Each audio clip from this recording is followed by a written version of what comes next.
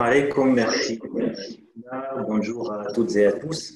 Merci à toute l'équipe Conscience Soufi pour cette invitation qui nous permet de nous retrouver aujourd'hui après cette période de confinement qui nous a apporté, je l'espère, une réflexion, une redécouverte de soi et une mise en perspective d'un nouveau rapport. Un nouveau rapport avec tout, avec la vie, avec la mort, avec le monde, avec l'autre. Et c'est dans ce sens qu'à travers cette intervention, cette conférence, nous allons méditer ensemble sur ce qui est essentiel dans notre vie spirituelle. Or, ce qui est essentiel est ce qui est dans la nature de quelque chose ou de quelqu'un. C'est ce qui est constitutif de quelque chose.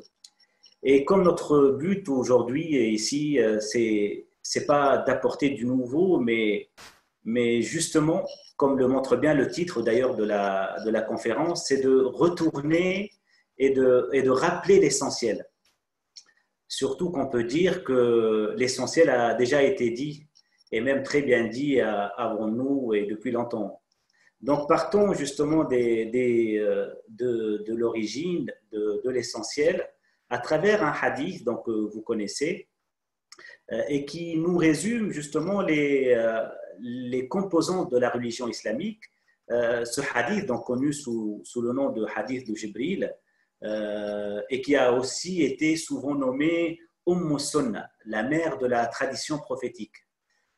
Ce hadith transmet un échange entre le prophète sallallahu alayhi wa sallam et l'ange Gabriel, et selon lequel donc, la religion islamique se compose du ternaire, donc islam, iman, ihsan. Je voulais partir de ce hadith spécialement parce qu'à la fin du hadith, le prophète sallallahu alayhi wa sallam dit une phrase très importante. Il dit que Jibril est venu vous enseigner, vous apprendre votre religion. Donc ce hadith nous apprend notre religion, nous apprend ce que c'est que la religion islamique.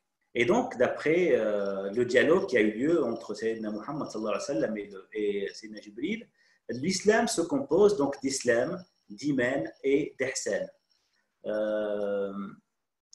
Mais si la religion islamique donc, est basée donc, sur ces trois domaines fondamentaux, tout musulman doit donc faire l'effort de les connaître et de les réaliser pour justement pouvoir adhérer à l'islam intégral. Pour simplifier, on peut dire qu'il y a trois sciences qui permettent d'accéder à ces trois composantes, donc islam, iman, ihsan. Vous connaissez certainement donc le fiqh qui se rapporte à la dimension de l'islam et qui inclut donc tout ce qui est lié aux actes d'adoration, à l'ibadat et tout ce qui est mu'amalat, donc relations humaines. La théologie ou les fondements de la croyance, donc l'usul, c'est l'aqida. C'est la science qui est liée à la dimension de la foi, à l'iman, et qui regroupe donc l'ensemble des éléments du dogme.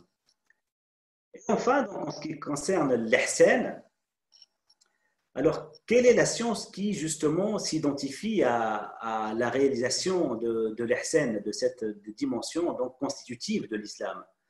Et bien c'est justement le soufisme, le tasawwuf, qui permet de réaliser, comme l'a dit le prophète sallallahu alayhi wa sallam, cette dimension d'ihsan qui consiste à adorer Allah comme si on le voyait. Car si on ne le voit pas, lui, il nous voit.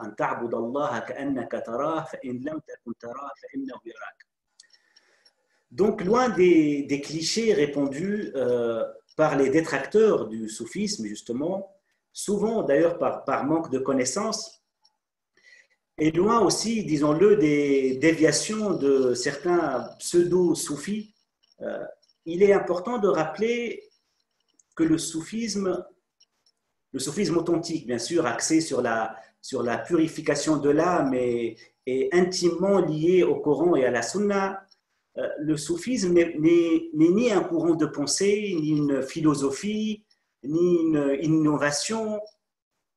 C'est tout simplement la science qui permet donc de réaliser l'ihsan et donc de vivre l'islam.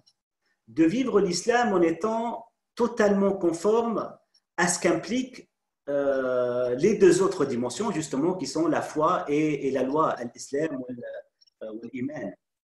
Et c'est justement cette discipline, cette science qui va permettre l'épanouissement, on peut dire, à la fois de l'islam et de l'iman. Et de passer donc du théorique à la pratique, de passer donc de la croyance à l'expérience. Et l'ensemble de ces trois sciences, donc fiqh, aqida, tasawwuf, est nécessaire pour vivre donc la religion telle qu'elle a été enseignée par le prophète sallallahu alayhi wa sallam. En islam, donc l'ésotérisme, la science de l'intérieur, et l'exotérisme, la science de l'extérieur, sont indissociables. Pourquoi? Parce que celui qui néglige la dimension intérieure, il est voilé par la forme et il est trompé par le désir, il peut être trompé par le désir de fuir justement l'effort sur soi qu'exige la purification de l'âme, en se limitant justement à la dimension uniquement exotérique et à la superficie de la religion. Par contre, celui qui présume donc pouvoir cheminer spirituellement vers Dieu en négligeant les prescriptions de la loi divine, il risque d'être dupé par un ego qui veut échapper à une discipline conforme à la volonté d'Allah Azza wa Jalla. En fait, souvent, c'est un signe qu'on ne veut pas se libérer de l'ego, mais on veut libérer l'ego. Donc, les deux dimensions sont interdépendantes comme le corps et l'âme. Même s'il y a quand même une certaine hiérarchie entre islam, iman, ihsan. Et il y a une certaine hiérarchie entre la dimension intérieure et la dimension extérieure. Le prophète sallallahu alayhi wa sallam nous dit dans un hadith « Al-ilmu ilman, ilmun fil qalb, fadhalika al-ilmu nafa' wa ilmun ala al-lisan, fadhalika hujjatullahi ala ibn Adam » Donc le prophète sallallahu alayhi wa sallam nous dit la science est de deux sortes, de deux types. Une science dans le cœur, et c'est la science bénéfique, et une science sur la langue, qui est la preuve d'Allah contre le fils d'Adam. Donc la science intérieure est l'essentiel. C'est elle qui prime. Et cette priorité donc, est évidente, on peut dire, car si on part du principe que l'homme n'a été créé que pour Dieu, comme le dit le Coran, donc je n'ai créé les djinns et les hommes que pour m'adorer. Notre relation donc avec lui ne peut se limiter à des actes de culte. Le statut de abd, de serviteur, il implique forcément une disponibilité permanente à son Seigneur. C'est pour ça qu'il est important de distinguer entre ibada et ubudiyya. Ibada, c'est l'adoration, l'acte d'adoration, et ubudiyya, c'est un état de servitude permanent. Et c'est ça qui nous est demandé de réaliser. Donc, adorer Dieu ne peut se restreindre à 5 prières par jour ou à un mois de jeûne par an. L'homme devrait être à la disposition de son Seigneur à chaque instant. Et c'est là, justement, dans cette servitude qu'il retrouve sa vraie liberté. Ce qui fait donc de la spiritualité, comme l'a expliqué un maître spirituel, à la fois la chose la plus facile et à la fois la chose donc la plus difficile. Pourquoi la plus facile? Parce qu'il suffit en fait de penser à Dieu en permanence. Mais c'est la plus difficile parce que notre nature, justement, déchue, est faite de l'oubli de Dieu. Donc, faire l'effort pour orienter toute notre vie, toute sa vie vers Dieu, et pour vivre chaque instant dans sa présence et dans la conscience de cette présence, ce n'est pas seulement une obligation, mais c'est la raison d'être même de l'homme. Or, justement, c'est la réalisation de la dimension de l'ihsan, adorer Dieu comme si on le voyait, qui permet de vivre dans cet état d'adoration permanente. Bien sûr, tout en étant dans le monde. Et donc de réaliser la finalité de l'existence humaine qui est justement la conscience absolue dans un monde de contingence. Et c'est ce que résume justement la shahada, la ilaha illallah. Il n'est de Dieu que Dieu. Car comment donc on peut prétendre croire réellement en Dieu et puis, sur le plan pratique, vivre pour autre chose que lui? Donc il y a comme un décalage en fait entre ce qu'on pense croire ou ce qu'on annonce croire et ce qu'on vit réellement. Le soufisme donc a donc cette fonction essentialisante dans le sens où c'est les chemins qui va permettre de passer de l'hypocrisie à la sincérité. Et c'est pourquoi il est essentiel. Le soufisme n'est pas juste une option. Le prophète sallallahu alayhi wa sallam a dit « Innama al-a'malu bin-niyat » les actes ne valent que par les intentions. Ce qui montre clairement que l'intention sincère est la condition de la validité de l'action. Ce qui implique que la purification du cœur de tout ce qui pourrait entacher ou corrompre l'intention et donc empêcher la réalisation de la sincérité incombe à tout musulman si tout acte dépend de l'intention. Donc cet effort de sincérité incombe à tout croyant, car s'il n'y a pas d'intention pure, tout acte est futile. Or, la réalisation de la sincérité, c'est la définition même du soufisme, on peut dire. Le Cheikh Zarrouk, dans l'une de ses règles de Qawa'ad al-Tasawwuf, les règles du soufisme, l'énonce clairement. Il dit toutes les définitions données au Tasawwuf trouvent leur fondement dans la sincérité de l'orientation vers Dieu. Sidq at-tawajjuh ila Allah. Donc, si nous partons de cette définition du soufisme, donc la réalisation de la sincérité, et en empruntant en quelque sorte la démarche des juristes, et en partant d'un autre principe, un principe juridique cette fois, qui dit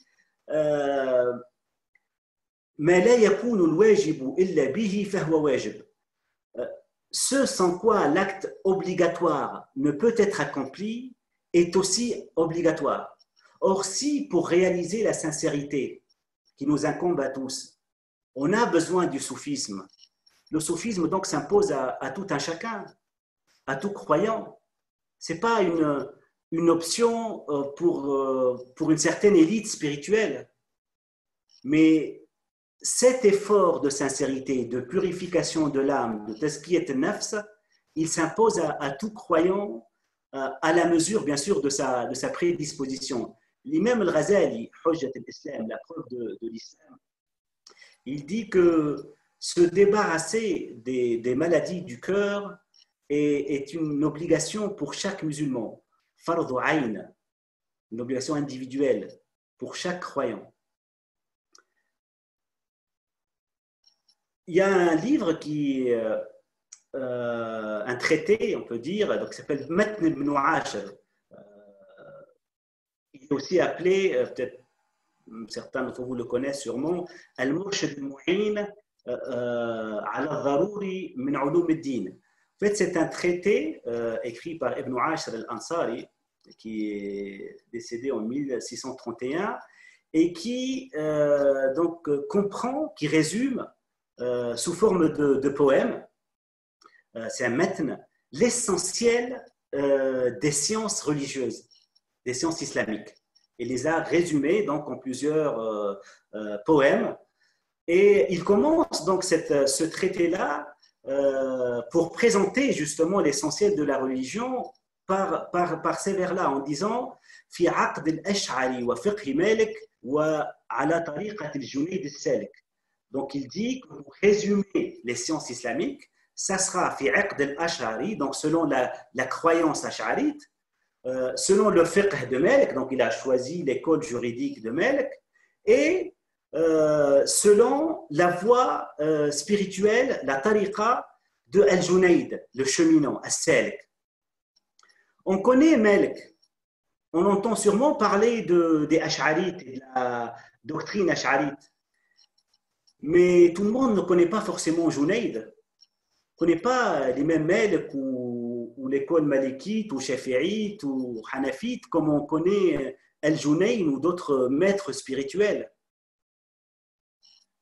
Ce qui montre que le soufisme donc est une science essentielle depuis des siècles pour les savants musulmans et qui a donc sa place comme le fiqh, comme la aqida en tant que discipline fondamentale dans la réalisation de l'islam intégral. Mais est-ce que c'est ce qu'on voit aujourd'hui? Ben souvent, ce n'est pas malheureusement le cas.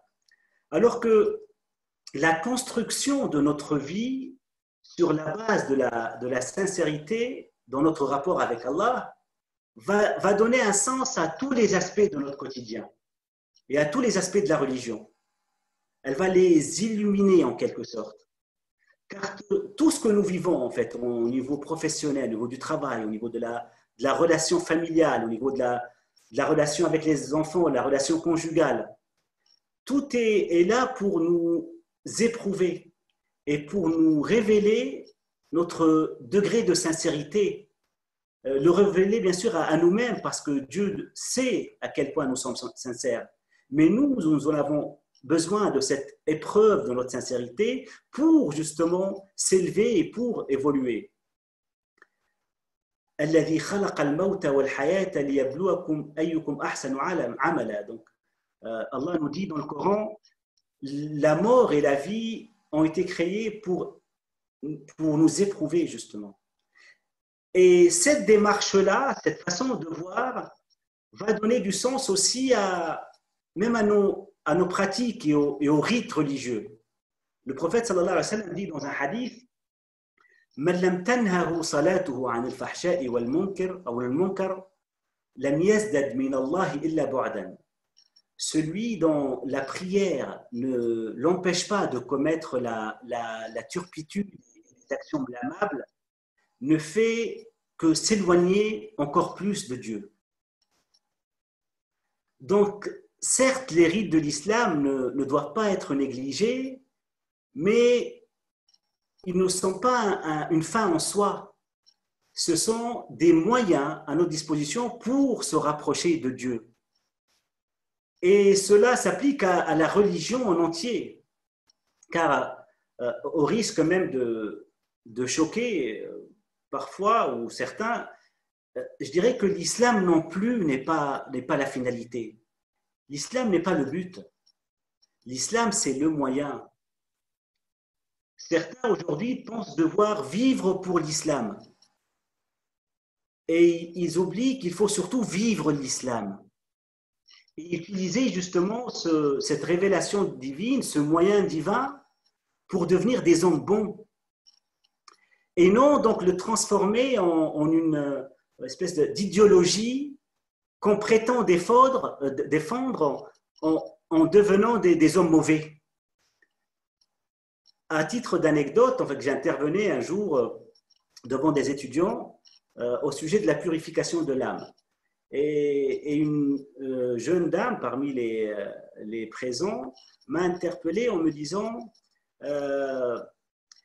qu'en fait, elle n'avait pas de problème avec son âme ou avec elle-même. Son problème était comment guider les autres. Et en fait, elle a dit ça spontanément. Pour elle, c'est ça. Pour elle, l'islam, c'est vers l'extérieur. Elle ne voit pas son utilité vers l'intérieur. Alors qu'en premier lieu, nos projecteurs doivent se diriger vers nous-mêmes avant de les diriger vers l'autre. Mais on a perdu ce réflexe essentiel dans une dispersion étrangère à l'essentiel de l'islam, justement. Et un des plus grands autres appauvrissements, on peut dire, en islam, c'est celui qui a réduit donc le fiqh qui à la base signifie donc compréhension profonde de la chose, à la législation, au halal haram. Parce qu'on a ainsi limité la religion à un catalogue de règles et on s'est dispersé dans des divergences sur des détails parfois insignifiants. Et en pensant approfondir ainsi la religion et notre religion, ce qui n'est en réalité qu'un piège de l'ego, car l'ego se nourrit justement des polémiques et des querelles et des conflits. Et c'est ce dont le prophète sallallahu alayhi wa sallam nous a mis en garde. Il nous a dit Iyyakum wal ghuluw fi ad-din fa innama ahlaka alladhina min qablikum al ghuluw fi ad-din. Méfiez-vous de l'exagération dans la religion, car vos prédécesseurs ont été détruits justement à cause de cet excès dans la religion. Mais certains spécialistes de la loi islamique, qui parfois donc méconnaissent l'éducation de l'âme et les enseignements spirituels du prophète,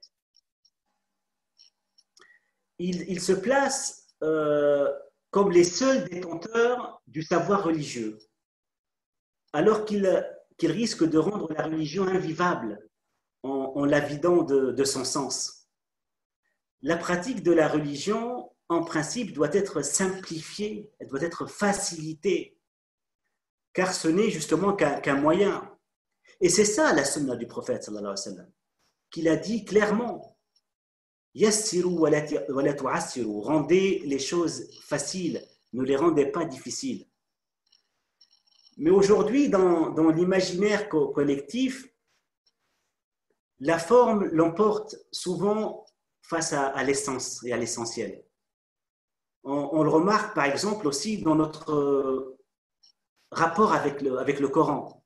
Le Coran qui devrait être médité et vécu intérieurement, mais qui est parfois réduit à un simple moyen pour exhiber nos facultés de mémorisation ou à se montrer devant les autres. On va à la mosquée, on a pris quelques cours donc de Coran, on va à la mosquée, donc on attend que l'imam fasse une erreur pour justement le corriger. Moi je fais des cours de Coran maintenant. C'est pas ça notre rapport avec le Coran. C'était pas comme ça le rapport du prophète sallallahu alayhi wa sallam avec le Coran.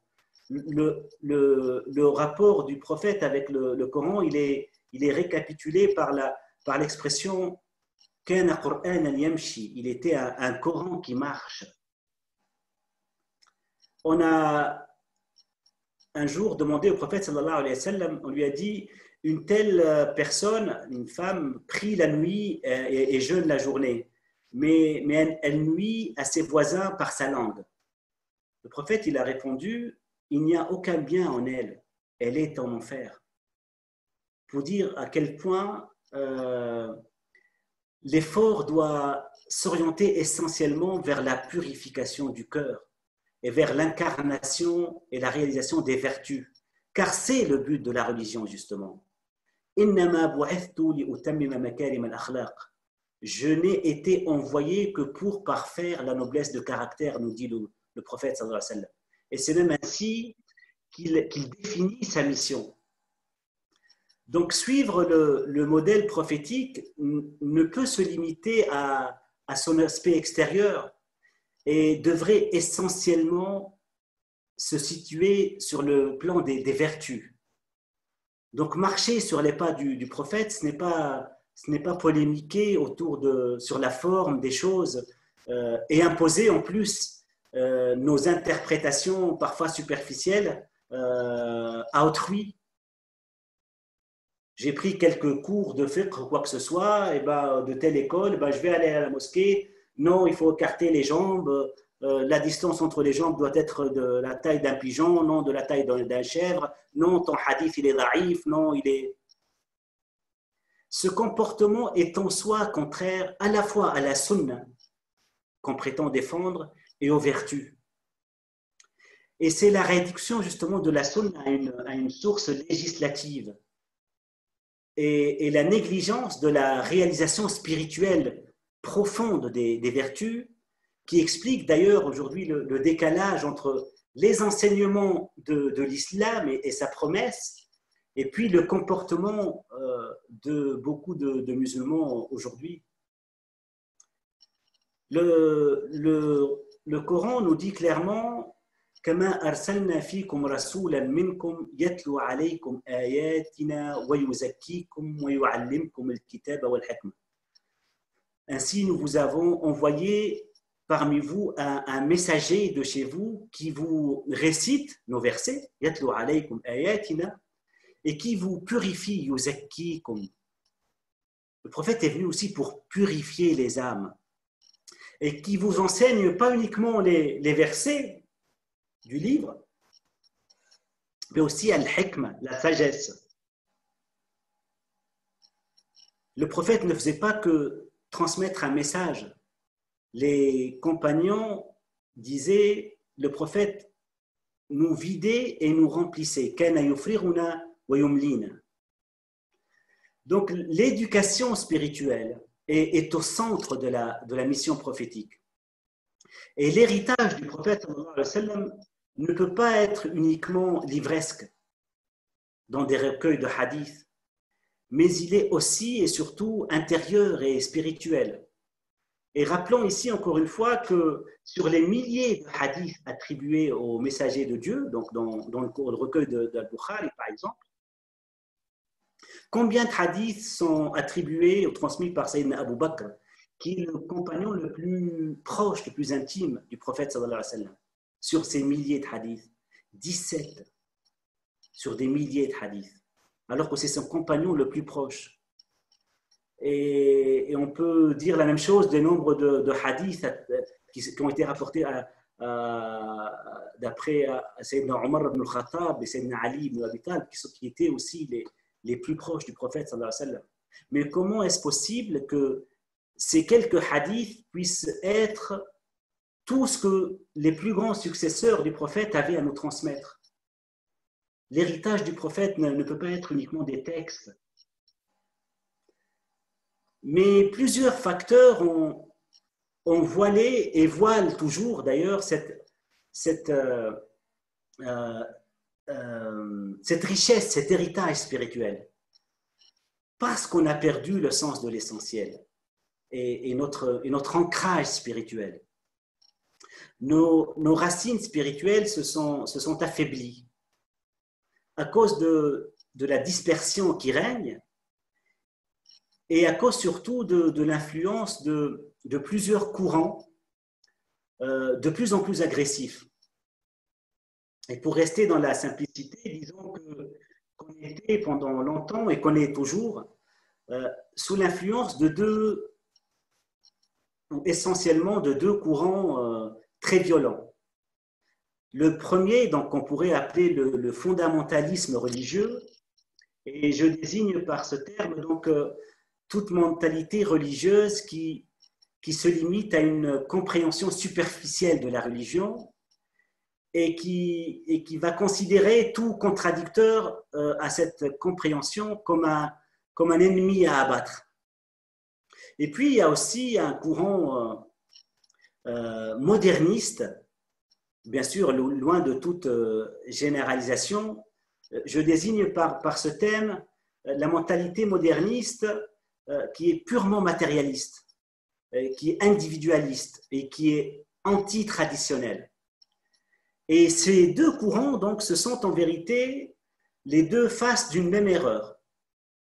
Alors, les fondamentalistes religieux, eux, ils vont essayer de trouver, à travers une lecture superficielle et borgne de la tradition bien sûr avec un grand T, ce qui permettrait de justifier les penchants de l'ego, parce qu'ils n'ont pas connu la purification de l'âme.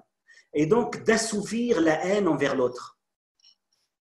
Alors que la mentalité excessivement moderniste, matérialiste, souvent d'ailleurs envahissante et même intolérante, parfois même au nom de la tolérance, elle pense libérer l'homme en combattant la tradition avec un grand T, ou la religion, ou la spiritualité, alors qu'en fait, elle en fait l'esclave de ses passions.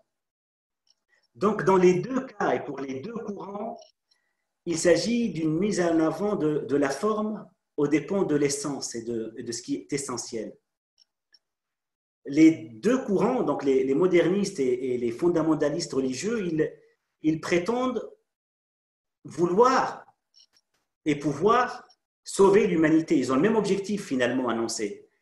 Mais si les premiers, ils asservissent l'homme, donc les modernistes en le réduisant au confort et à la consommation, ce qui est une futilité d'ailleurs dévoilée aujourd'hui par ce qu'on a vécu avec le coronavirus.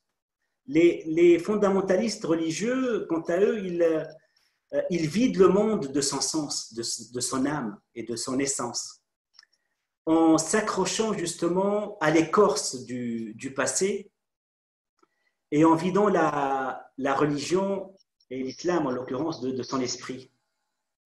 Le prophète, il a détruit des idoles autour de la Mecque. Donc pour certains, il faut qu'ils trouvent quelque chose à détruire. Donc ils vont détruire des monuments, ils vont détruire des pensées, ils vont détruire des mausolées, et ils ignorent que ce sont les idoles intérieures qui sont dans nos cœurs qu'il faut détruire en premier, telles que l'amour de la gloire, tel que l'individualisme, tel que la volonté de dominer l'autre. Et les deux courants, donc, ne peuvent pas apporter un réel, vrai changement. Pourquoi?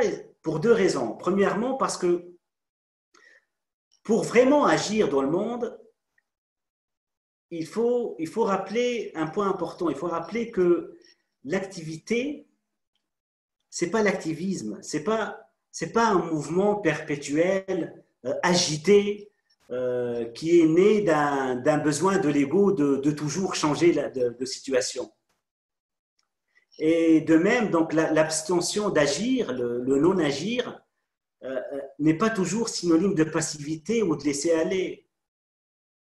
Être actif, être réellement actif, c'est faire l'effort de vivre dans la conscience de Dieu et donc se conformer à ce qu'il attend de nous à chaque instant. Alors qu'être passif, c'est oublier sa raison d'être et tomber dans la rafla, dans l'insouciance et dans la dispersion, même lorsqu'on est en pleine action. C'est donc notre degré de conscience de Dieu qui donne de la valeur à nos actes. L'être prime le faire. Et c'est pour ça que le rappel de Dieu, dhikrullah, est l'acte par excellence. Voilà, dhikrullahi akbar. L'action doit donc surgir d'un désir de s'élever spirituellement et non de faire un changement pour le changement. Et deuxièmement, donc la deuxième raison qui fait que ces deux courants ne peuvent pas apporter un réel changement, c'est que aucun changement n'est possible à l'échelle d'une communauté sans changement intérieur. Et c'est Dieu, c'est Allah qui nous dit ça. Inna Allah la yughayyiru ma biqawmin hatta yughayyiru ma bi anfusihim. Dieu ne modifie pas la condition d'un peuple tant que les gens qui le composent ne changent pas ce qui se trouve dans leur âme. Et ce verset, donc, c'est une information divine catégorique, claire et nette. Aucun changement ni réforme n'est possible en dehors d'un changement intérieur. Et c'est pourquoi une religiosité qui ignore l'éducation spirituelle et la transformation intérieure ne peut mener qu'à l'aridité et au ravage actuel. Et qu'une mentalité moderniste, anti-traditionnelle, qui, au nom d'un illusoire progrès, rejette cette dimension intérieure, elle ne peut donner naissance qu'à des sociétés malades, tristes et esclaves de la matière. Mais certains musulmans se retrouvent aujourd'hui piégés entre une modernité qui, donc soyons honnêtes, les séduit, mais qui contredit parfois leurs valeurs, et une carcasse de religion qui ne peut assouvir leur soif spirituelle. Alors pour sortir de cet état de schizophrénie, certains ont fini par rejeter leur religion, alors que d'autres se sont enfermés à l'intérieur d'une religion ou une religiosité superficielle et figée. Et on finit donc parfois par basculer vers la haine et vers la violence. Une violence contre une modernité qu'ils admirent profondément en réalité.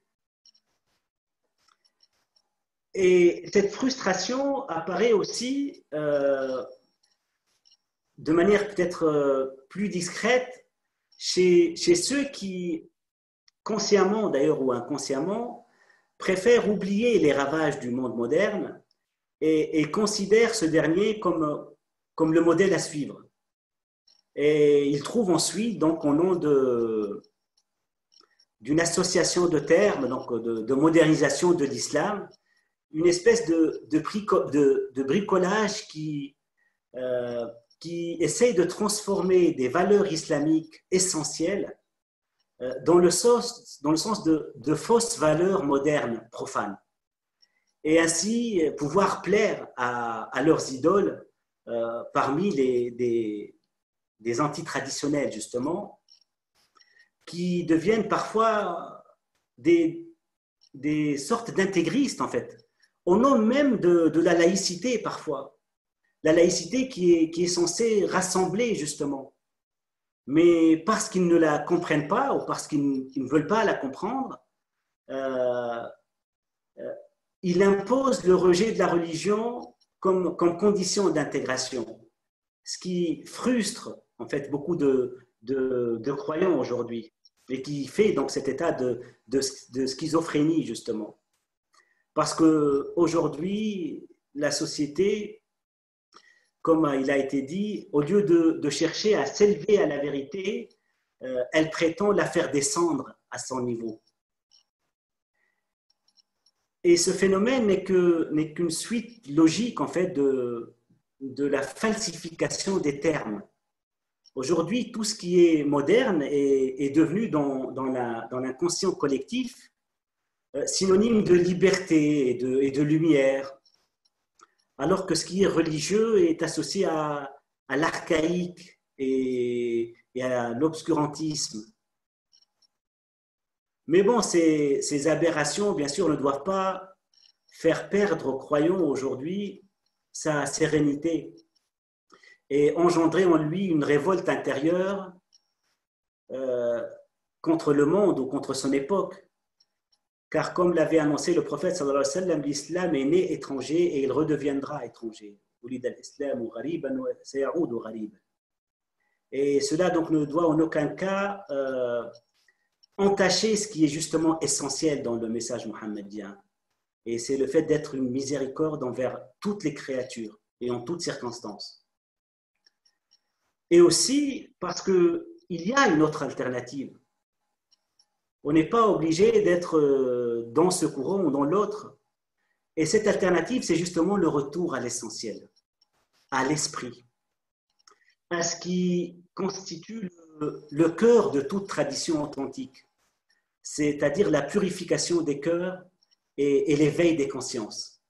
Et c'est la seule alternative qui permettra de conduire l'homme au seul réel progrès possible.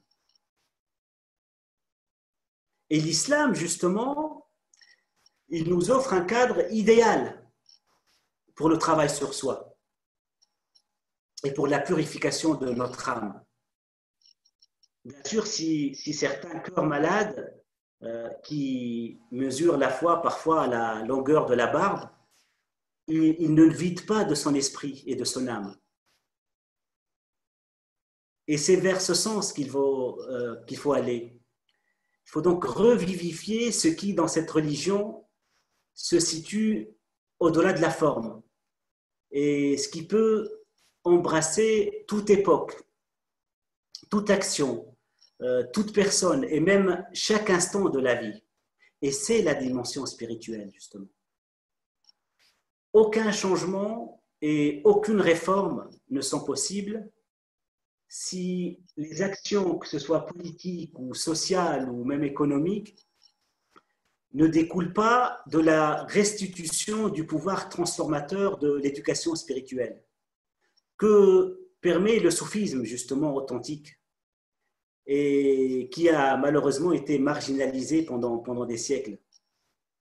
D'ailleurs, il est important de signaler que ce soit les expériences modernistes ou islamistes ont prouvé qu'une formalisation à travers des lois, des politiques ou des chartes ne suffit pas à ancrer les valeurs dans une société et qu'une éducation des âmes s'impose. Une éducation qu'on doit chercher justement auprès de ceux qui, par un détachement intérieur du monde, du pouvoir et de l'ego, ont réalisé les vertus dans leur sens spirituel et qui vivent donc en harmonie avec leur époque, en agissant dans le monde sans passion, sans ambition, dans la paix intérieure et dans le respect de toute la création. Ce sont ces gens donc d'Allah qui, au lieu de lutter donc vainement contre l'obscurité, ils ont tout simplement décidé d'être une lumière. L'extérieur n'est que le reflet de l'intérieur.